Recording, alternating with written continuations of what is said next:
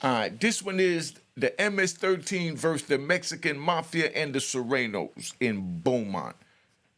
The MS-13 versus Mexican Mafia and the SURENO'S in Beaumont. Sit back, enjoy the ride, and let me do what I got to do. All right?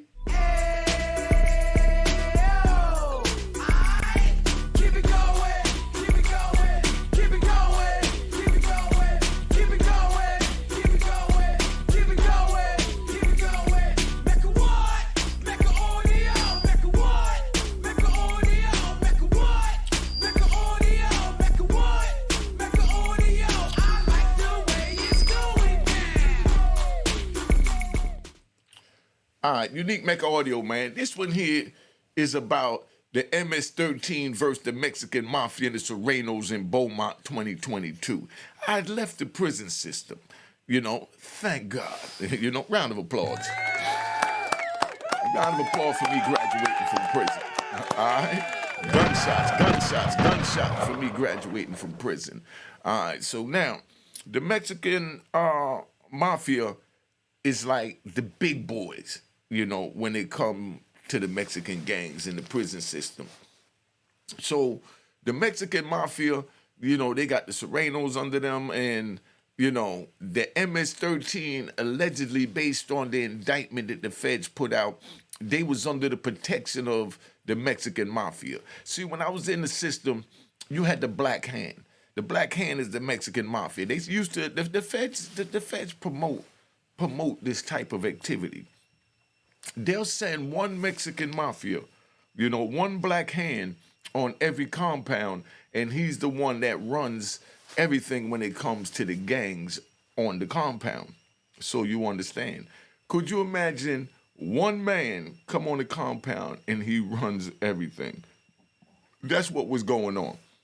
Now, 7 MS-13 members, they jumped multiple SURENO'S in the yard, in the unit. It started in A unit, right?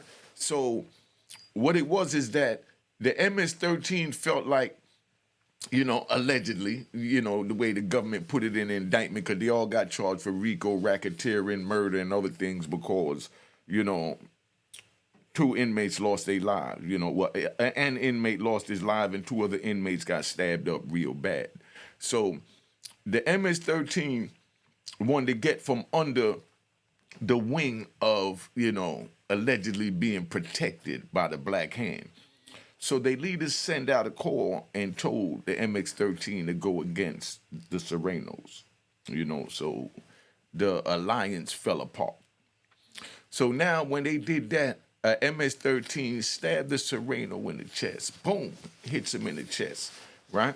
Now, when he fell, they started kicking him and beating him and whooping him, and, it was nothing nice. Then they jumped up and they attacked other multiple SURENO'S that was in the area, and they started stabbing them. They was stabbing back, and they was fighting, and they was going at it. I mean, it was nothing nice. All this was in the unit. That's where it started out at. But now, you put your hand on a Black Hand in the penitentiary, and you better believe that you're going to have a flag or a bullseye on your back and the back of your head, your whole bit, because they're nothing to play with. We have to give them their props. We have to give them their props, You rat bastards and trolls gonna look to say, oh, he's giving them props. Yes, you have to give them props because the life that they chose, that they rolled in official, and there's no game playing, okay? So now, the MS-13 started stabbing the SURENO'S. The one that got stabbed in the chest, he died. Now, after he died, and he was on the ground, they were still kicking him and stomping him, and they didn't care that his body was lifeless on the ground. So if you youngins want to go to prison to experience this, all I can say is feel free to do that. They got a bed for you, and they got a concrete slab for you when they ready to 4-point you. And they got a special housing unit cell for you when they ready to, put you on detention. I was involved in all of that. So that's why I know, and I'm here to tell you in the living flesh that it wasn't worth it. You know, another inmate, so you understand, right?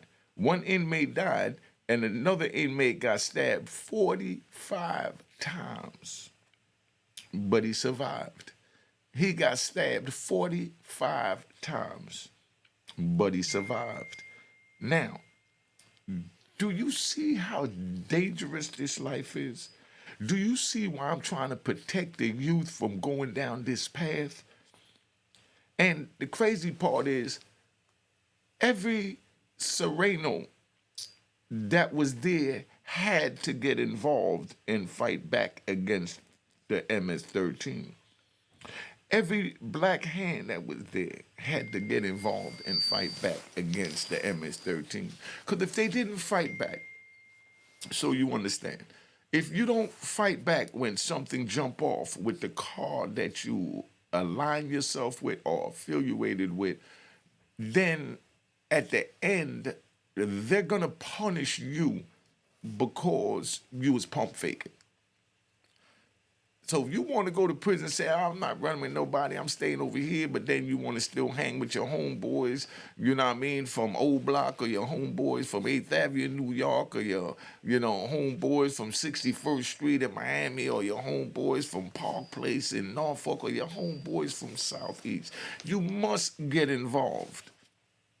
If you don't get involved and you're aligning yourself with these men, you will be punished. You know what I mean? Now, behind all of that, so you understand, the feds don't play. This happened in the unit. They came in, the fight only lasted 3 minutes. 3 minutes, one inmate died from being stabbed in the heart.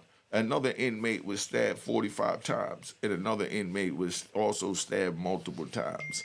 In 3 minutes. That's all it took, 3 minutes, to terrorize each other. So you understand. Now, the 7 that was charged are facing, for the murders and assault, is facing the death penalty. Just so you understand, you're facing the death penalty. So while you're facing the death penalty, you could lose your life for taking a life in prison. The feds don't care about the life that was taken in prison. Not one bit do they care about the life that was taken in prison. The bottom line is to deteriorate you from trying to take a life, because if you take an inmate's life, they're concerned that you might wind up taking a correction officer's life. So that's why they treat it so seriously, where they look at us as nothing, as scumbags, as the worst that society has to offer, as they put in my papers. After they done beat me down in Lewisburg, broke my ribs, knocked my 4 front teeth out with an axe handle, left me tied up in the basement for 18 hours. Welcome to the penitentiary. Welcome to having your own story so you can start your own YouTube channel.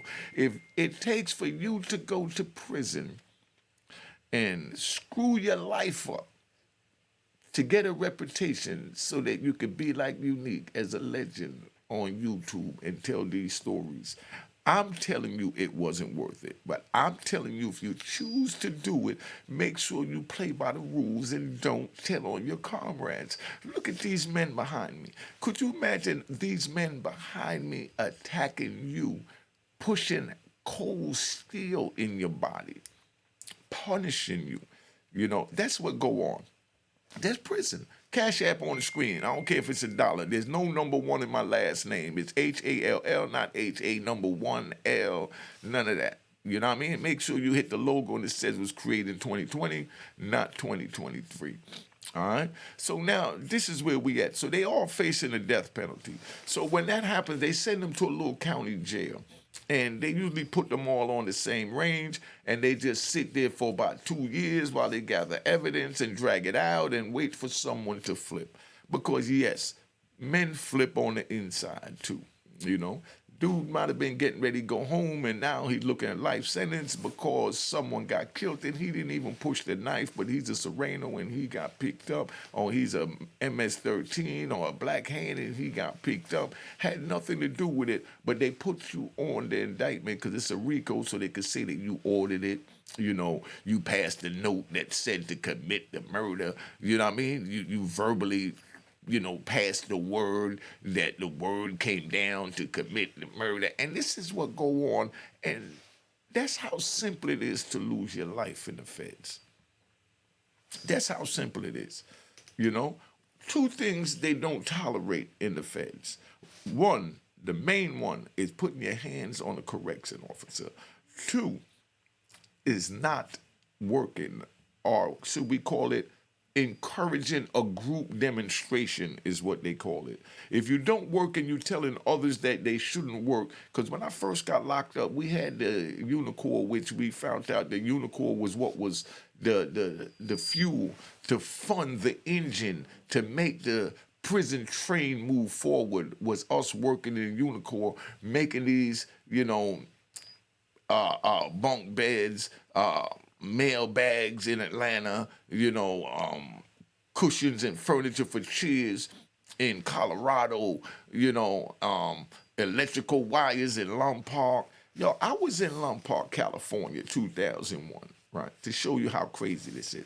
I'm in Lum Park 2001, and they give me a job in the Unicore factory. I wasn't going because I've always been told that you don't work for the Unicore because that promotes the fuel for the engine to keep the prison train moving forward. But when I got out there, all the homies was there. So I guess it was more like, when in Rome, do as the Romans do, or monkey see, monkey do.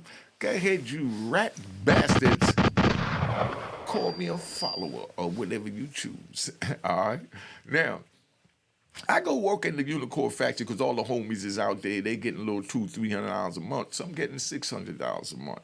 Now, the jobs on the compound pay $5 a month. You know what I mean? Maybe $20-$30 a month is what they pay on the compound. But when you go in the Unicore, you start getting a couple of hundred. You start off at over $100 a month.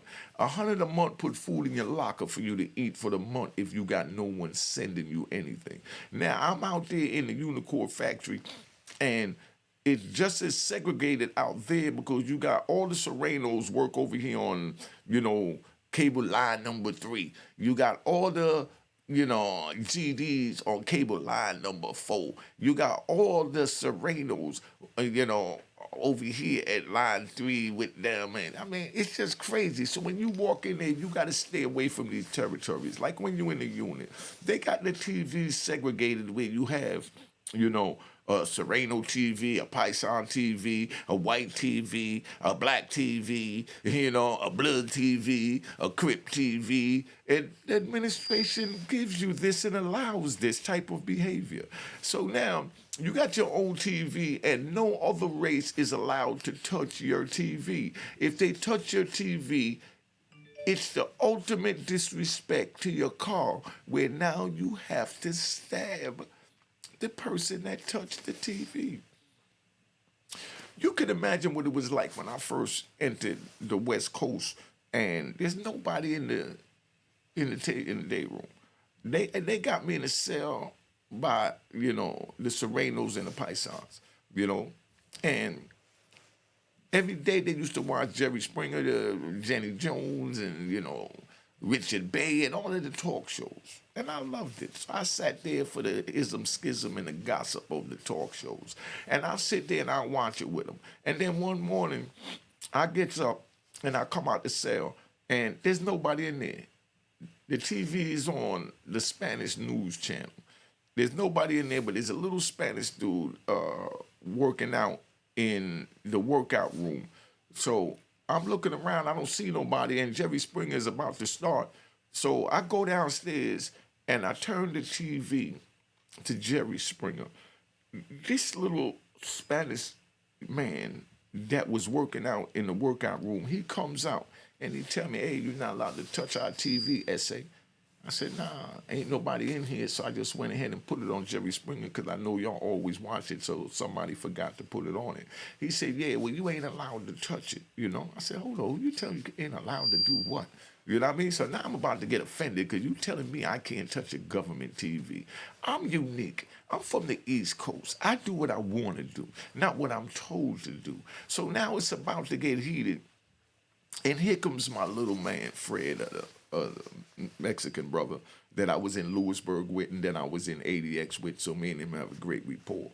So Fred come down there and he tell his man to stand down, and he pulls me aside, and he explained to me the mechanical running of the TVs and TV rooms out west. He said, Unique, you my brother. You could have anything I want, anything I own. You know what I mean? And whatever you need, I got you, you know?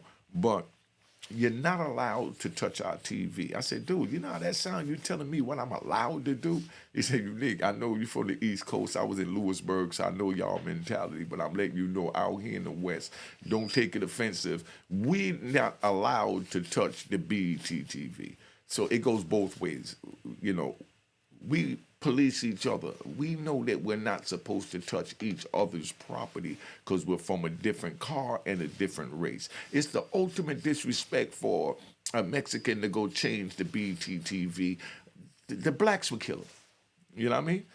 He said, and you touching this TV, no disrespect, they'll kill you out here. You know what I mean? He said, if you ever want to watch the TV, look for me or one of my homeboys, and when we have the next meeting, I'm going to let them know that you're familiar, you know? And if you want to watch something on the TV, you'll pull up on one of them and let them know to change the channel to whatever program you want. But I'm going to say it again. Take it how you want to take it, because I'm your brother, but I'm giving it to you raw. You're not allowed to touch the Mexican TV. And we're not allowed to touch the BTV, the white TV, or the Native American TV. And I'm sitting here thinking like, whoa, what kind of policing is this? There's nobody in here and I'm not allowed to touch the TV. That sounds crazy, you know? But, you know, that ride, and we came to that understanding.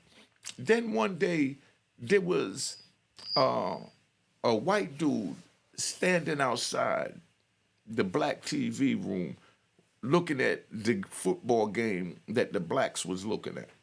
The black dude that was in there kept changing it every time it was a commercial to another game. And the white dude stood out there watching the TV. Then they called a move, and all the blacks went out the TV room and went downstairs to go out front to go smoke a cigarette or whatever they went to do. And the channel that the black dude put it on, from the game that was on, the commercial was over in the other game, so the white dude wanted the TV back on the original game that they was watching in between the game they was watching in the commercials. So the white dude goes in the TV room and he changes the channel back to the original game because when they called the move, the dude didn't put it back. When they came up, they saw the channel was changed back.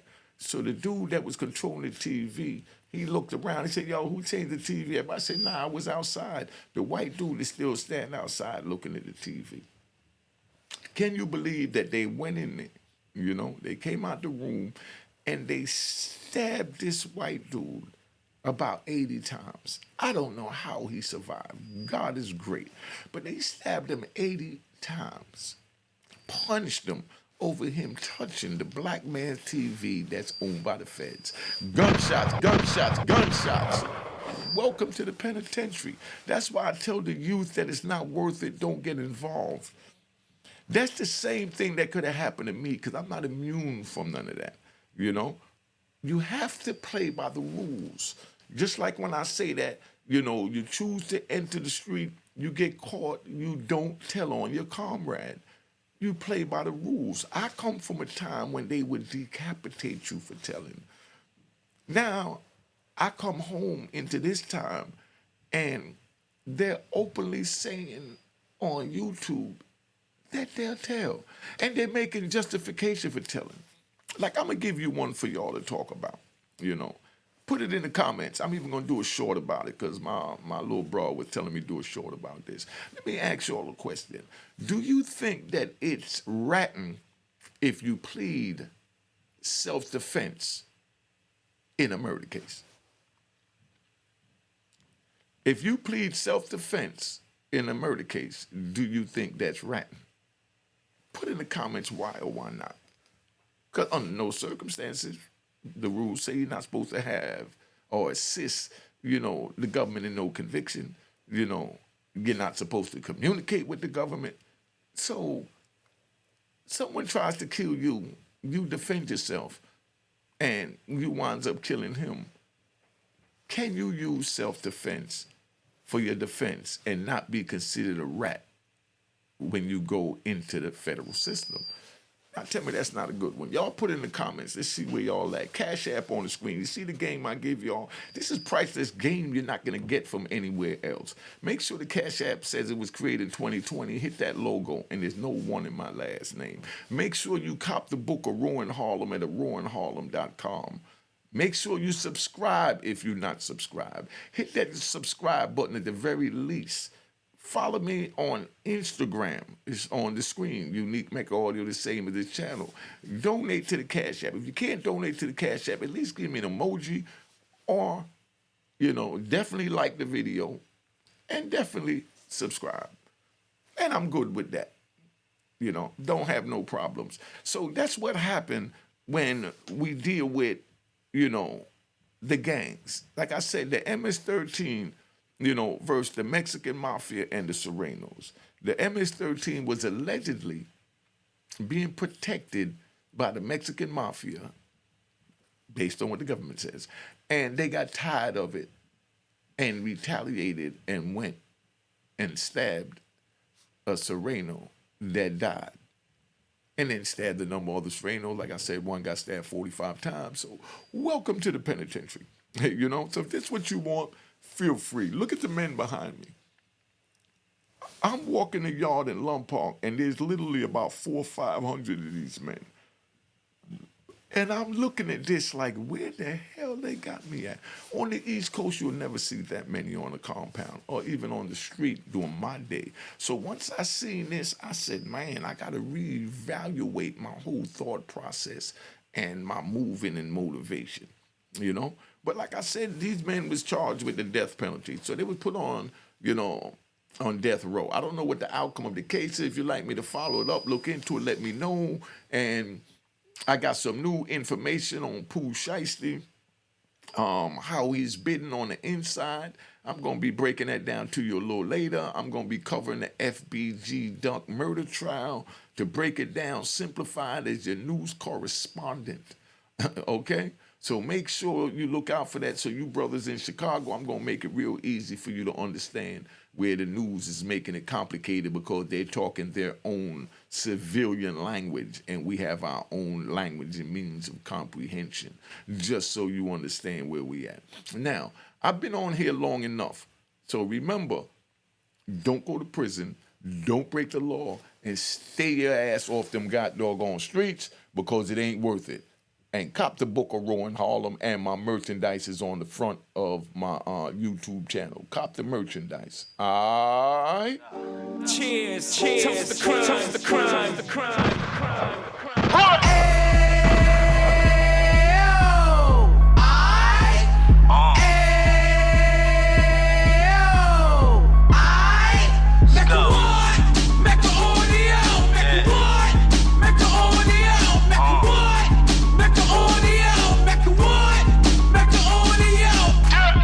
Fresh out the can of 26, he back on the strip, getting back in the mix. What he mentions a gift. You stand up 10 toes down, and I suggest you pay attention to this.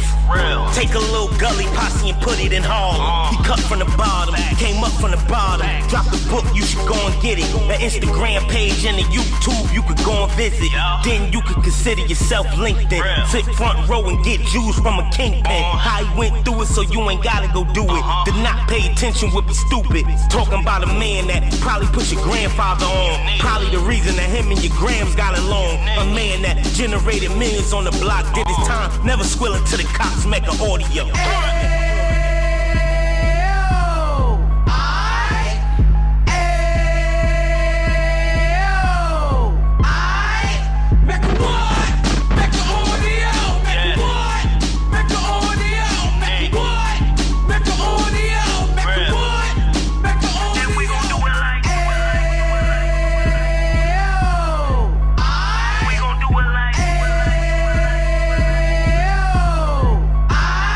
Moving like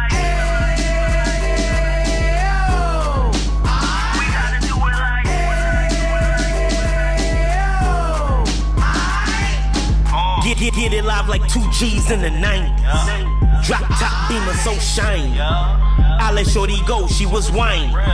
Treat her like my past, she behind me. Spend a couple bands on the Dapper Dan. You be back again, getting green like a Packers fan. No cap, it's a roaring uptown. They be whoring uptown, Dominican bust downs. Now we on the positive, you we got a lot to give. Now you trying to stop the kids from being inoperative. So take heed, homie, lend an ear. He started in uptown, he gon' finish dead. But now it ain't about selling drugs, buying cars. It's about buying property to make the community ours. So we can give back to the youth them. Cause they the truth them. And bless up to all the root men.